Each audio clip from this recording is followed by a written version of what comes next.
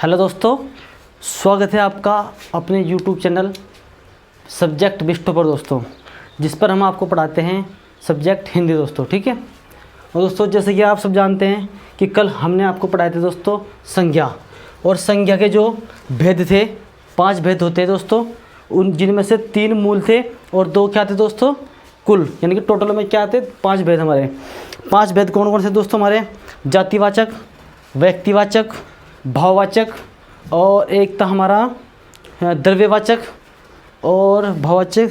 एक था हमारा दोस्तों 5वां क्या था दोस्तों, बताओ 5वां क्या था हमारा?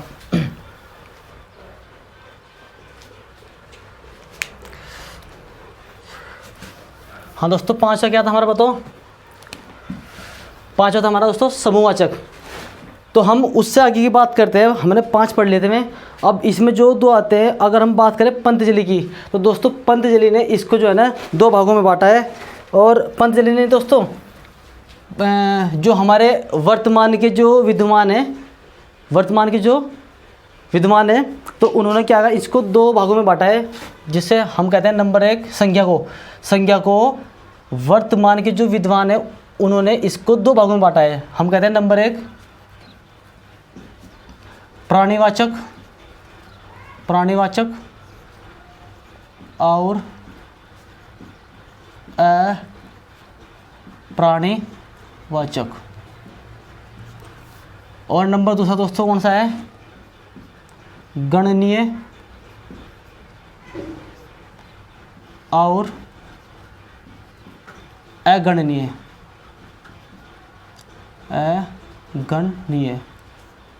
गणनीय दोस्तों, ये गलत लिखा हुआ, गणनीय। ठीक है। प्राणीवाचक और अप्राणीवाचक संज्ञा, गणनीय और अगणनीय संज्ञा दोस्तों। ठीक है। अब हम देखते हैं इसको, ये क्या होते हैं दोस्तों। ठीक है।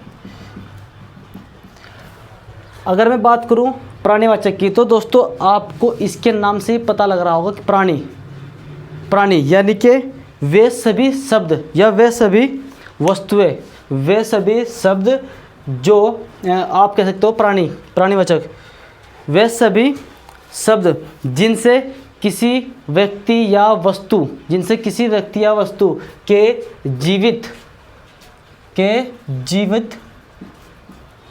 होने का दोस्तों, या जीवंत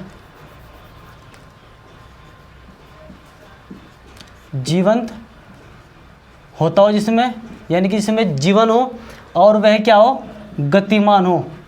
और वह क्या हो दोस्तों, गतिमान हो, वह क्या कहलाती है? प्राणीवाचक संज्ञा दोस्तों। वह क्या कहलाती है? प्राणीवाचक संज्ञा। जो जीवित हो और वह क्या हो, गतिमान हो, वह क्या कहलाती है? हमारी प्राणीवाचक संज्ञा। जैसे अगर मैं इसमें बात करूं दोस्तों,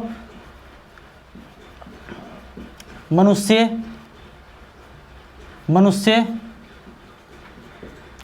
पशु, पक्षी और छोटे छोटे जो जीव जंतु दोस्तों, वे भी इसी में आ जाएंगे। जो क्या हो दोस्तों, जीवित हो और गतिमान हो। ठीक है। वे सभी क्या होंगे? प्राणीवाचक। अगर मैं बात करूं दोस्तों अप्राणीवाचक की, किसकी बात करूं दोस्तों मैं? अप्राणीवाचक की। तो मैं यहीं पर लिख देता हूं दोस्तों, या जो यहाँ पर अप्राणीवाचक, जिनमें ये दोनों चीज़ ना पाई जाती हो, वो जीवित ना हो और वह क्या हो दोस्तों, गतिमान भी ना हो, और जिसमें वृद्धि भी ना होती हो। जो जीवित ना हो और जिसमें गति ना होती हो, वो क्या है दोस्तों? निर्जीव, यानी कि अप्राणीवाचक संज्ञा। जैसे मैं कह देता हूँ, इसमें आपको लिखना है जो यह कंडीशन फॉलो नहीं करता, यानी कि जो जीवित नहीं है और गतिमान नहीं है, वो क्या है? अप्राणीवाचक। जैसे पेड़ पौधे हो गए। अगर बात करूं मैं कुर्सी, टेबल, घी, दूध आदि भी इसी में आ जाते हैं दोस्तों। ठीक है। और दूसरी बात, अगर बात करूं दोस्तों मैं किसकी, गणनीय की, तो गणनीय संज्ञा क्या होती है मेरी? गणनीय संज्ञा दोस्तों मैं आपको यहाँ पे एक बात बता दूं, ये जो पेड़ पौधे हैं ना, अगर आप बात करते हो जीव विज्ञान की, जो साइंस का स्टूडेंट होगा उसको पता होगा कि पेड़ पौधों को जीव विज्ञान के अंदर सजीव में रखा गया है दोस्तों, क्योंकि इनकी कुछ कंडीशन होती है, 5 से 6 कंडीशन होती है, और जिनमें से अगर 3 कंडीशन हमारी सेटिस्फाई हो जाती है तो हम उसको कहाँ पर रखते हैं दोस्तों? जीवित में रखते हैं। क्या पर रखते हैं? जीवित में दोस्तों। क्यों? देखो पेड़ क्या करता है, पेड़, अगर हम पेड़ की बात करें दोस्तों तो पेड़ के अंदर वृद्धि भी होती है दोस्तों, वृद्धि होती है, और यह वाष्पोत्सर्जन क्रिया करता है दोस्तों। जो सुबह के वक्त उनकी पत्तियों पर क्या पड़ा होता है दोस्तों? वह पानी की हल्की हल्की बूंदी पड़ी रहती है ना, बूंदे, तो उसी को क्या कहते हैं दोस्तों? वाष्पोत्सर्जन करता है। और यह क्या करता है? एक्सक्रेशन यानी कि उत्सर्जन भी यह करता है। जैसे अगर हम बात करें, जो आपने देखा हो ना गोंद निकलता हुआ देखा होगा बहुत से पेड़ों में, तो वो क्या है? इसका एक्सक्रेशन, उत्सर्जन। ठीक है दोस्तों, तो 3-4 कंडीशन इसमें ऐसी है जो एक सजीव को प्रकट करती है। पर दोस्तों हिंदी में इसको कहाँ रखा गया है? एक अप्राणीवाचक में, यहाँ पर इसको सजीव नहीं माना गया दोस्तों। ठीक है, अब बात करते हैं हम गणनीय संज्ञा की। हम कह देंगे वे सभी वस्तुएं या व्यक्ति जिनको गिना जा सकता हो, जिनको गिना जा सकता है, जिनको गिना जा सकता हो, क्या कहलाती है दोस्तों? गणनीय संज्ञा कहलाती है। गणनीय संज्ञा कहलाती है। जैसे अगर मैं बात करूं, मैं इसमें क्या ले सकता हूं दोस्तों? मनुष्य को आप गिन सकते हो, कितने मनुष्य हैं? 1 है, 2 है, 3 है, 4 है। पशु को भी आप गिन सकते हो, पेड़ पौधों को भी आप गिन सकते हो दोस्तों। पेड़ पौधों को गिन सकते हो, हाँ वाकई में गिन सकते हैं दोस्तों आप, पेड़ पौधे हो जाएंगे हमारे। और छोटे छोटे जीव दोस्तों, है ना, छोटे वाले। अगर बात करते हैं दोस्तों, क्या इसमें हमारी क्या इसमें हमारा घी आ जाएगा दोस्तों? नहीं, क्योंकि दोस्तों घी को आप सिर्फ क्वांटिटी यानी कि उसकी जो है ना तोल सकते हो, उसको गिन नहीं सकते कि इसमें कितना घी है, 1 घी है, 2 घी है, 3 घी है। ठीक है, इसी प्रकार दूध को आप देख सकते हो, उसको सिर्फ तोल सकते हो, ना कि गिन सकते हो दोस्तों। तो ये सब चीज़ें हमारी कहाँ आएगी दोस्तों? गणनीय संज्ञा में। अगर मैं बात करूँ दोस्तों अगणनीय संज्ञा की, किसकी दोस्तों? अगणनीय की, अगणनीय संज्ञा, अगणनीय संज्ञा हम कह देंगे वे सभी संज्ञा जिनको गिना जा सकता हो, जिनको गिना जा सकता हो। क्या कहलाएंगे दोस्तों? नहीं, जिसको गिना नहीं जा सकता, जिसको गिना नहीं जा सकता है, क्या कहलाती है दोस्तों? अगणनीय संज्ञा। जैसे दूध, घी, तेल,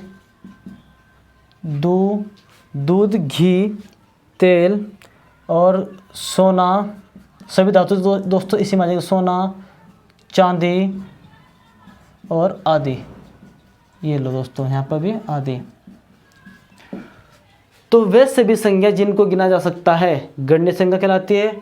मनुष्य, पशु, पेड़ पौधे आदि। वे संज्ञा जिनको गिना नहीं जा सकता, दूध, घी, तेल, सोना, चांदी आदि। ठीक है, ये हो गई हमारी प्राणीवाचक। वे सभी संज्ञाएं जो जीवित है और गतिमान हो, जिसमें गति होती है दोस्तों, गतिमान है जो मनुष्य, पशु, पक्षी जो गति कर सकता है अर्थात। ठीक है दोस्तों, वे क्या कहलाती है? हमारी प्राणीवाचक। और वे सभी संज्ञा जिनमें जो जीवित ना हो और गतिमान ना हो, वे हमारी क्या कहलाते हैं दोस्तों? जो वह क्या कहलाते हैं दोस्तों? अप्राणीवाचक संज्ञा। जैसे पेड़ दोस्तों, पेड़ में वर्धित होती है पर क्या है? गतिमान है, एक जगह स्थिर रहता है, तो क्या है? निर्जीव। इसी प्रकार कुर्सी, टेबल, घी, दूध आदि। ठीक है, अब बात करते हैं दोस्तों, ये हमारी संज्ञा यहाँ पर खत्म हो चुकी है। अब बात करते हैं हम इसके बाद सर्वनाम की। स्क्रीनशॉट आप ले सकते हैं इसका। चलो दोस्तों आगे चलते हैं हम।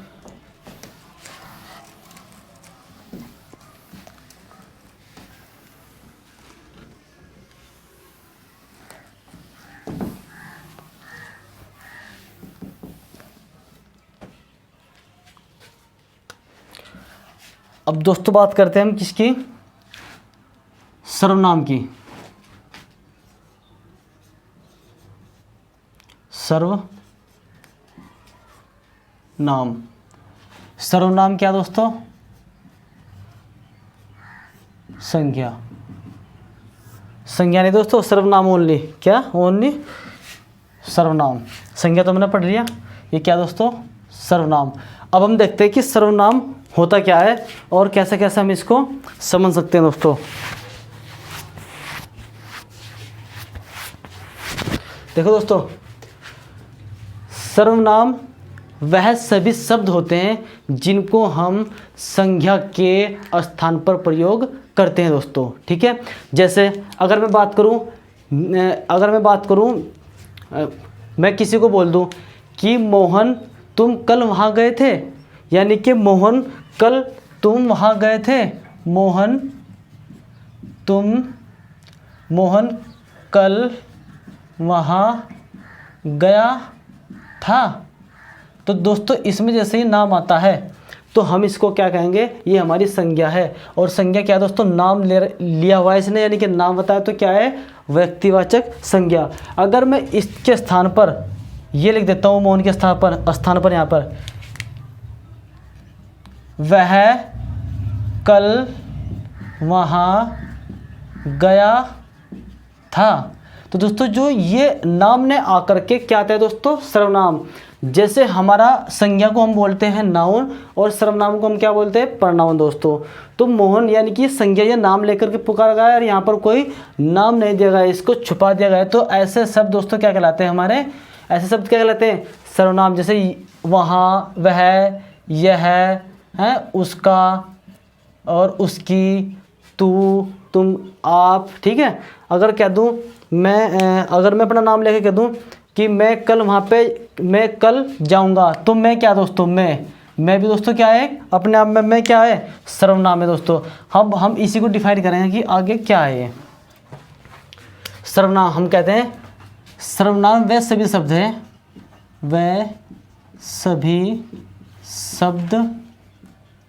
सभी शब्द होते हैं जिसको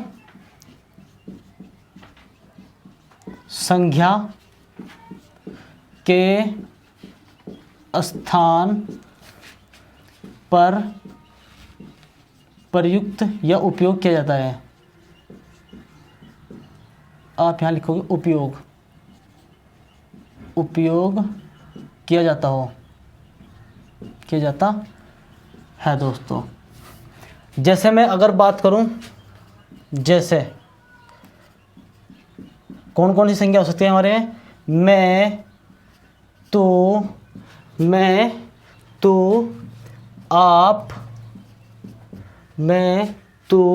आप, यह, वह, सो, जो, क्या और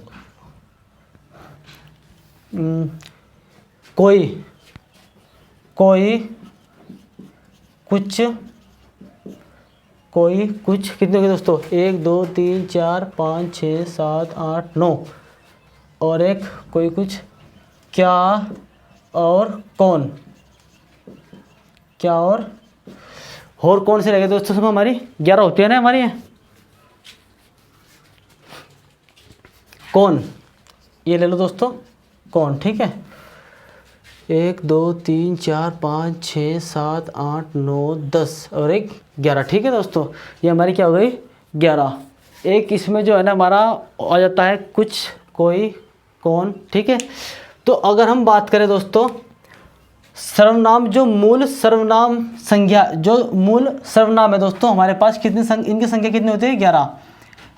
मूल सर्वनाम की संख्या, मूल सर्वनाम की संख्या दोस्तों कितनी होती है, 11। और जो अन्य सर्वनाम होते हैं दोस्तों वह इन्हीं से मिलकर बनती है। जैसे तू का तुम हो जाए, आपका आप, जो आप है ना सो दोस्तों, इसका क्या लिख देंगे, आपका, ठीक है दोस्तों। तो ऐसे जो बाकी सर्वनाम है वह इन्हीं से मिलकर बनती है दोस्तों, ठीक है। अब हम बात करते हैं कि सर्वनाम के कितने भेद होते हैं दोस्तों, क्योंकि सर्वनाम दोस्तों इसके अलग अलग पार्ट है। जिस प्रकार से संज्ञा के 5 भाग बताए थे हमने, इसी प्रकार से सर्वनाम के दोस्तों 6 भेद होते हैं। कितने? 6 भेद होते हैं, जिसको हम डिटेल में पढ़ेंगे और आपको समझ भी आएगा कि संज्ञा क्या है और सर्वनाम क्या है दोस्तों मैंने आपको कई बार बता दिया कि संज्ञा यदि किसी चीज़ का नाम आए तो वह क्या कहलाएगी? संज्ञा। जैसे कुर्सी, टेबल, ठीक है, राम, नाम, सोहन, मोहन आदि कुछ भी आए, अगर इनकी जगह पर यह, वह, उसका, उसकी, आपकी, हमारा आदि शब्द आए तो वे क्या कहलाएंगे दोस्तों? सर्वनाम कहलाएंगे, ठीक है। अब हम इनके भेद देखते हैं कि भेद इसके कितने होते हैं। हम कहते हैं कि सर्वनाम के 6 भेद होते हैं। कितने दोस्तों? सर्वनाम के 6 भेद होते हैं। 6 भेद होते हैं। मैं 6 के 6 को यहाँ लिखता हूँ दोस्तों। नंबर 1, पुरुषवाचक सर्वनाम। नंबर 2 दोस्तों, निश्चयवाचक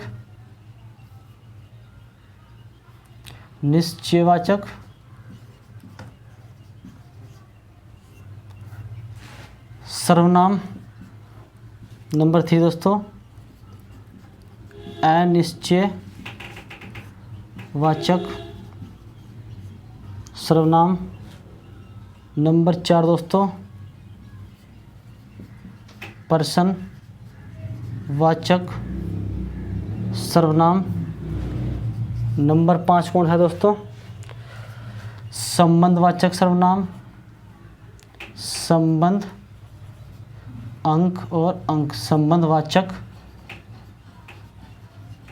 सर्वनाम। और छठा है दोस्तों हमारा निजवाचक सर्वनाम। निजवाचक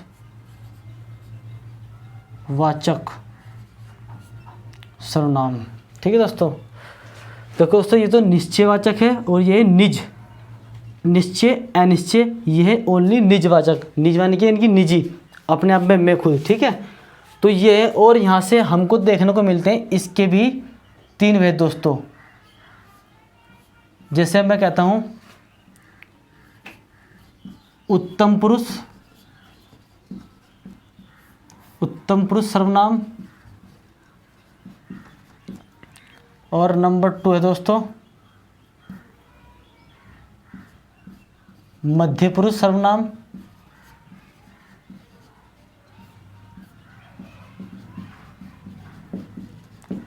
नंबर 3 है दोस्तों अन्य पुरुष सर्वनाम। अन्य पुरुष सर्वनाम। तो दोस्तों सर्वनाम के अंदर हमें 6 भाग ये, और 6 में से ये पहला वाला, इसके भी 3 भाग ये, इनको भी हमें पढ़ के चलना है दोस्तों, ठीक है। तो अब हम इनको डिटेल में डिस्कस करेंगे कि होते क्या है और कैसे कैसे हम इनको जान सकते हैं दोस्तों, ठीक है। तो मैं बात करता हूँ दोस्तों सबसे पहले पुरुषवाचक सर्वनाम की दोस्तों। मैं यहीं से स्टार्ट करता हूँ। पुरुषवाचक सर्वनाम। पुरुषवाचक सर्वनाम। देखिए दोस्तों, पुरुषवाचक सर्वनाम क्या होते हैं? वे सर्वनाम या वे शब्द,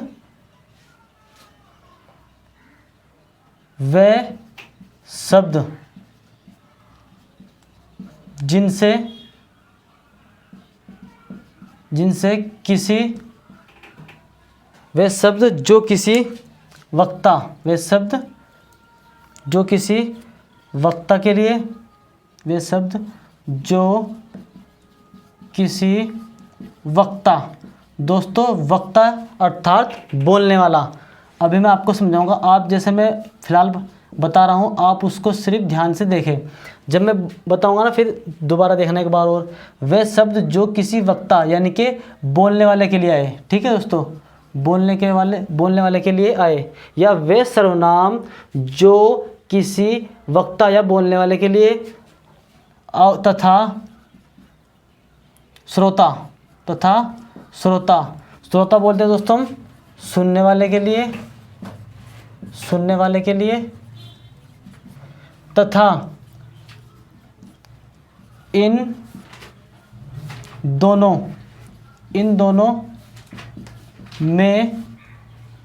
दोनों में चर्चित तीसरे व्यक्ति के लिए आए।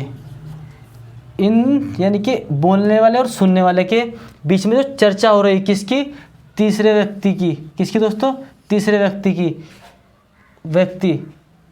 के लिए आए को तो उन सर्वनाम को पुरुषवाचक सर्वनाम कहते हैं। तो उन सर्वनाम को पुरुषवाचक सर्वनाम कहते हैं दोस्तों, ठीक है, सर्वनाम कहते हैं। जैसे अगर मैं यहाँ पे आपको बताऊं कौन कौन से सर्वनाम है दोस्तों में, जैसे मैं, हम, हमारा या हमारी, तू, तुम, तुम्हारा, तुम्हारी, तू, तुम, तुम्हारा, तुम्हारी, आप, ठीक है दोस्तों, आप, आपका, आपका। और ये तो दोस्तों किसी बोलने वाले के लिए हो गया, जैसे मैं बोलूँ या कोई और बोले, और तू, तुम, ये दूसरे व्यक्ति के लिए हो गया। और अगर मैं तीसरे व्यक्ति की बात करूँ, वह, उसका या उसकी, उसका या उसकी, इसमें से आप वह हटा दो दोस्तों, उसका या उसकी। तो दोस्तों मैं बात करता हूँ, आदि लिख दूँ यहाँ पे, ठीक है, आप समझ जाएंगे जैसे आप वाक्य पढ़ेंगे कि किसकी बात हो रही है। तो मैंने कहा कि अब ये जो सर्वनाम है दोस्तों, ये सर्वनाम इन तीनों में फटेगी, जैसे उत्तम पुरुष, मध्यम पुरुष और अन्य पुरुष। तो अब मैं बोल देता हूँ कि पुरुषवाचक सर्वनाम के 3 भेद होते हैं। कितने भेद होते हैं? 3 भेद होते हैं। इससे पहले आप देखेंगे कि पुरुषवाचक सर्वनाम क्या होता है। मैं आपको यदि बताऊं, अगर मैं एक छोटा सा सेंटेंस यहाँ पे लिखूँ वाक्य, तो आप इस सेंटेंस से भली भांति समझ जाना दोस्तों कि मैं क्या बताना चाह रहा हूँ आपको। देखो इसमें आप किस प्रकार देखेंगे कि कौन सा उत्तम पुरुष है, कौन सा मध्यम पुरुष है और कौन सा अन्य पुरुष है। दोस्तों मैंने कहा कि क्या तुमने रवि को देखा, क्या तुमने रवि को देखा। दोस्तों ज़रा मैं यहाँ पे लिख रहा हूँ, क्या तुमने उसे देखा। ठीक है दोस्तों, मैंने उसे लगा दिया, ठीक है नहीं, या उसको देखा ऐसा लिख सकते हो। देखो क्या तुमने उसे देखा ऐसा बोल सकते हो, या आप क्या का प्रयोग ना करके आप सिंपली बोल सकते हो तुमने रवि को देखा। तो देखो अगर मैं किसी दूसरे व्यक्ति से जो मेरे पास खड़ा है दोस्तों, मैं उसको बोलूं कि क्या तुमने रवि को देखा, इसका मतलब क्या है, जो मैं हूं, जो मैं बोल रहा हूं दोस्तों, वह तो हो गया दोस्तों क्या, उत्तम पुरुष। जिससे मैं पूछ रहा हूं यानी कि दूसरा व्यक्ति जो श्रोता है, सुनने वाला, वह हो गया दोस्तों हमारा क्या, मध्यम पुरुष। और जिसके बारे में हम चर्चा कर रहे हैं यानी कि रवि, वह हो गया क्या हमारा दोस्तों, अन्य पुरुष। ठीक है नहीं, तो इस प्रकार आप यहाँ से समझ सकते हैं। क्योंकि देखो जब मैं किसी को ये बात बोलूँगा तो यानी कि वो व्यक्ति मेरे पास होगा, और जिसकी मैं चर्चा करूँगा यानी कि तीसरा व्यक्ति वो कहीं और होगा। ठीक है दोस्तों, तो इस प्रकार से आप समझ सकते हैं कि जो बोलने वाला वक्ता है वो तो हमेशा उत्तम पुरुष होगा, और जो सुनने वाला है, श्रोता जिससे प्रश्न पूछा जा रहा है, वो क्या होगा, मध्यम पुरुष होगा, और जो जिसके बारे में चर्चा हो रही है वो क्या होगा दोस्तों, अन्य पुरुष। तो अब हम इसी के ऊपर बात करते हैं। ठीक है, अब मैं इसको यहाँ से, आप इसका स्क्रीनशॉट ले लीजिएगा एक बार, फिर मैं इसको यहाँ से रब करता हूँ।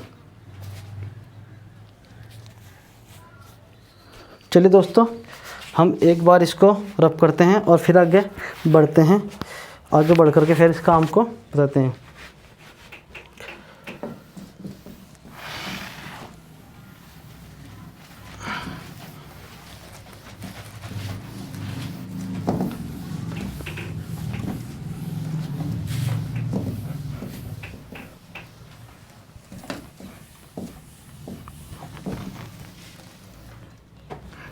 दोस्तों अब हम बात करते हैं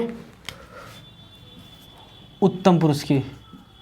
उत्तम पुरुष, उत्तम पुरुष दोस्तों वक्ता या बोलने वाला। तो हम कह देंगे उत्तम पुरुष सर्वनाम। वह सर्वनाम, वह सर्वनाम जो वक्ता के लिए उपयोग होती है, वक्ता के लिए उपयोग होती है। क्या कहलाती है दोस्तों? उत्तम पुरुष। जैसे जैसे मैं, हम, मैं, हम, और दोस्तों मैं, हम, हमारा, हमारी,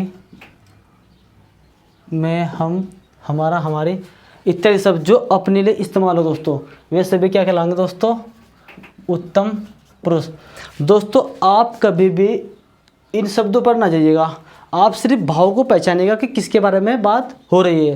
तो आप इन चीज़ों को तभी समझ सकते हैं। यदि आप रट्टा मारोगे ना कि यदि मैं आ जाए तो इसमें उत्तम पुरुष होगा, हम आ जाए तो इसमें उत्तम पुरुष हो जाएगा, ऐसा रट्टा मत मारिए दोस्तों। आप प्रश्न को पढ़ करके उसका भाव समझने की कोशिश करें ताकि आपकी समझ में हिंदी अच्छे से आ सके दोस्तों, ठीक है।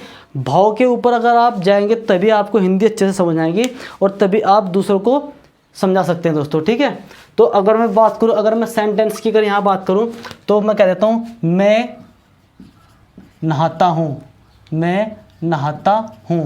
कौन सा पुरुष है? अपने लिए बात हो रही है दोस्तों, उत्तम पुरुष।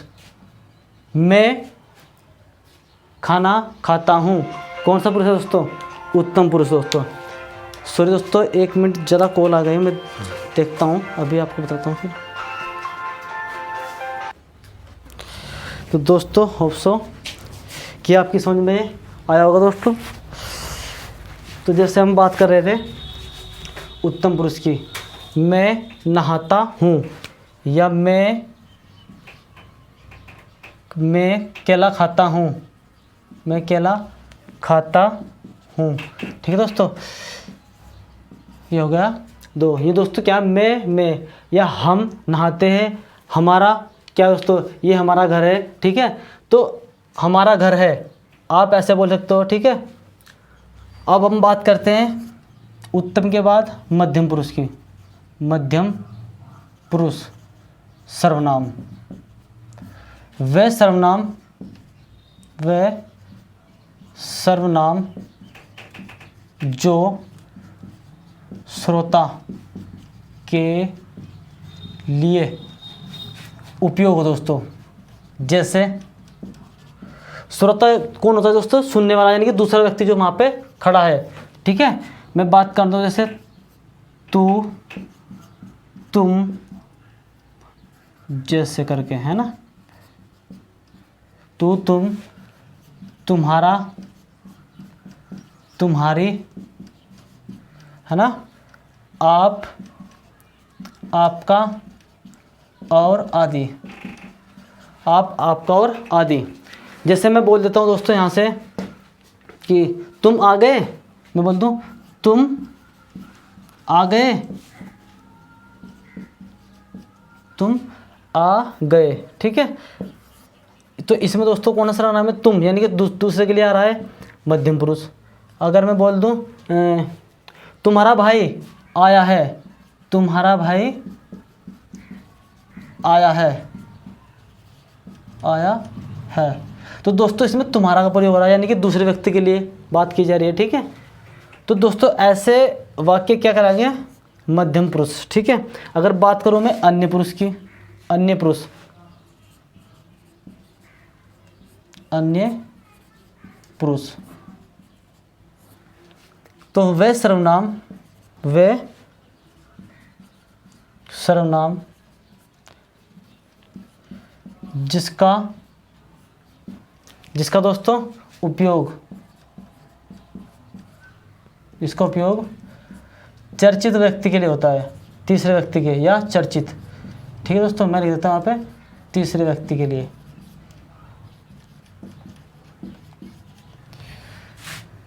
होता है।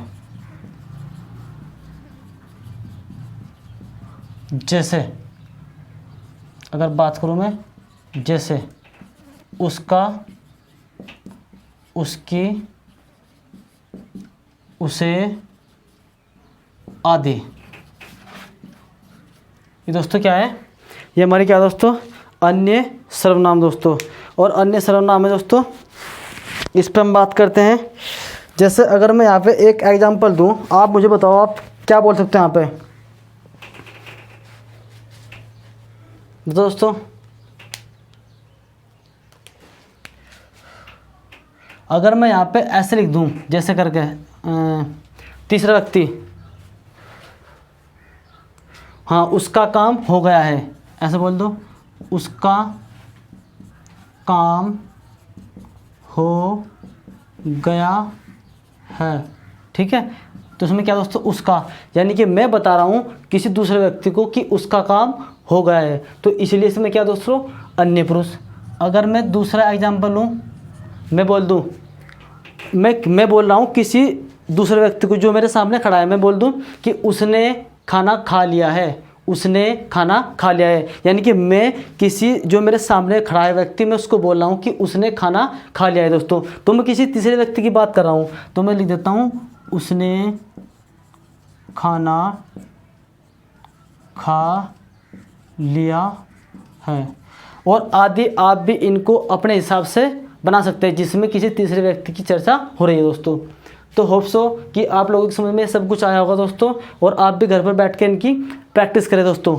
यदि आप लोगों की समझ में हमारा पढ़ा हुआ आ रहा होगा दोस्तों, तो आपसे रिक्वेस्ट है कि आप हमारे चैनल को ज़्यादा से ज़्यादा लाइक, सब्सक्राइब एंड कमेंट्स और बेल आइकन की घंटी को जरूर दबाएं दोस्तों। ठीक है, आप इसका स्क्रीनशॉट ले लीजिएगा, फिर हम आगे बढ़ते हैं।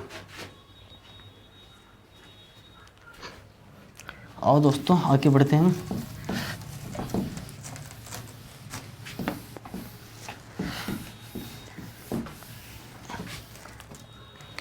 अब दूसरा हमारा दोस्तों आता है निश्चयवाचक सर्वनाम। अगर बात करूं मैं निश्चयवाचक सर्वनाम की, तो वह सर्वनाम जिससे किसी निश्चित वस्तु या व्यक्ति का बोध होता हो, जिससे किसी निश्चित व्यक्ति या वस्तु का बोध होता हो, निश्चयवाचक सर्वनाम कहलाते हैं दोस्तों। आपको ऐसे ही यहाँ पे लिखना है अपनी नोटबुक में। ठीक है, जैसे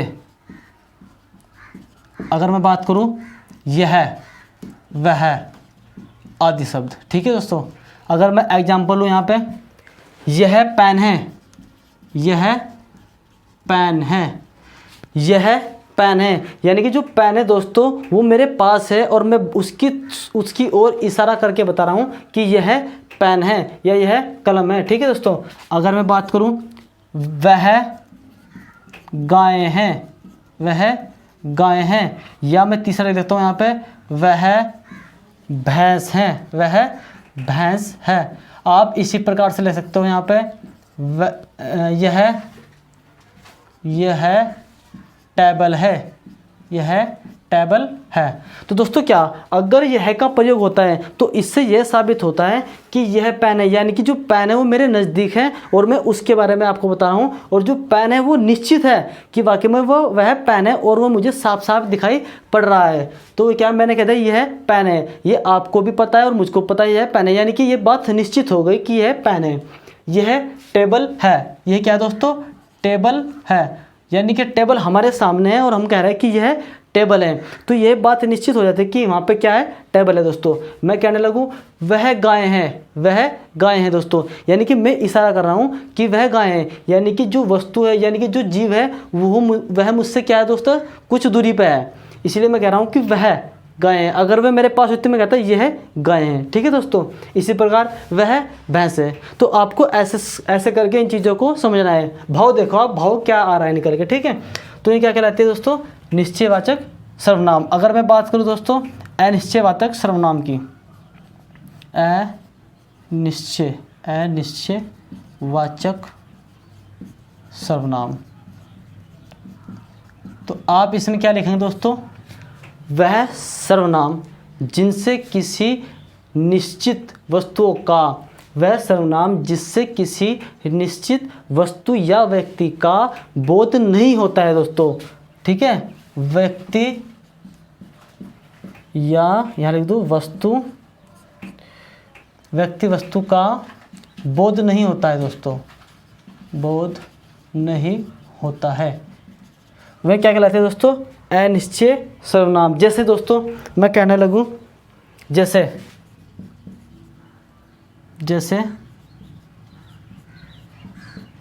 कौन,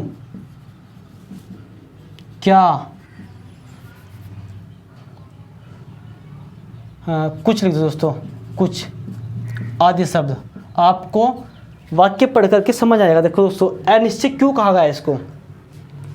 मैं कहने लगूँ कौन है वहाँ, वहाँ कौन है, यानी कि मैंने कहा एक सेंटेंस अचानक से कौन है वहाँ, कौन है वहाँ, तो मुझे ऐसा महसूस हुआ कि वहाँ पे कोई है, पर मुझे ये निश्चित नहीं हुआ कि वहाँ पे कौन है, तो इसीलिए क्या कहा उन्होंने, कौन है वहाँ। ठीक है दोस्तों, तो ऐसे वाक्य या ऐसे शब्द जिनसे ये बोध होता हो, जिससे अनिश्चितता का बोध होता है, तो वह अनिश्चयवाचक सर्वनाम कहलाते हैं। जैसे मैं कहने लगूँ दूसरा, मुझे कुछ खाने को दो, मुझे कुछ, हाँ कुछ नहीं दोस्तों, मुझे नहीं लगाएंगे, हम बोलेंगे कुछ खाने को दो। दोस्तों कुछ बोला गया है, अब कुछ के स्थान पर दोस्तों ये निश्चित नहीं है कि आप उससे क्या मांग रहे हैं। कुछ बोला, अब वो आपको जहर भी पिला सकता है दोस्तों और आपको अच्छी चीज़ पिला सकता है, ये नहीं कि वो जहरी देगा। ठीक है दोस्तों, तो कुछ से मतलब है कि यहाँ पर कुछ का मतलब है कि यहाँ पे ये डिसाइड नहीं हो रहा है कि उसने क्या मांगा है। उसने कहा कि कुछ खाने को दो, कुछ भी दो, निश्चित नहीं है कि उसने क्या मांगा है, बस खाने के लिए मांगा है दोस्तों, कुछ खाने को दो।